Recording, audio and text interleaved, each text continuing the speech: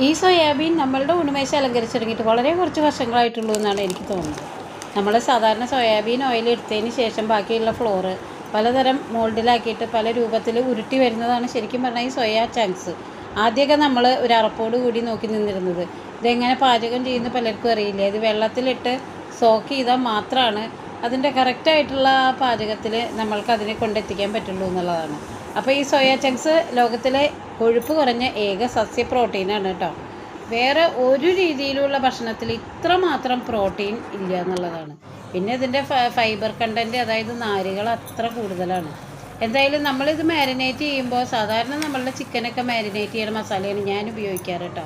വെളുത്തുള്ളി, ഇഞ്ചി, ചുവന്നുള്ളി, മല്ലിപ്പൊടി, മുളക് പൊടി, മഞ്ഞൾപ്പൊടി, ഇങ്ങനെയുള്ള എല്ലാം നന്നായിട്ട് മാരിനേറ്റ് ചെയ്യുക. അപ്പോൾ ഇതിൻ്റെ ഈ സ്പഞ്ചി ആയിട്ടുള്ള സ്ട്രക്ചർ ഉണ്ടല്ലോ, സ്പോഞ്ച് പോലെ, അത് പെട്ടെന്ന് തന്നെ ഈ മസാലകളൊക്കെ അബ്സോർബ് ചെയ്യും. നമ്മൾ ഇത് മാരിനേറ്റ് ചെയ്ത് ഫ്രിഡ്ജിൽ വെച്ച് കഴിഞ്ഞാൽ ഒരു മണിക്കൂറിനുള്ളിൽ തന്നെ നമ്മൾക്കത് വീണ്ടും പുറത്തെടുത്ത് വറക്കാൻ പറ്റും.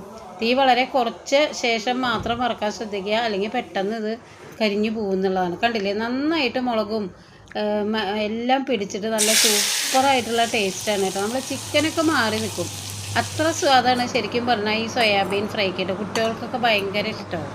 നമ്മൾ ഒരു ഉരുളക്കിതാ ഇങ്ങനെ പപ്പടവും ഈ സോയാബീൻ ഫ്രൈ ഒക്കെ കൂടിയിട്ട് ഇങ്ങനെ ഉരുട്ടി കഴിക്കുക പറയുമ്പോൾ ഉണ്ടല്ലോ, എന്താ സ്വാദം അറിയാം. മസ്റ്റ് ട്രൈ ആണ്.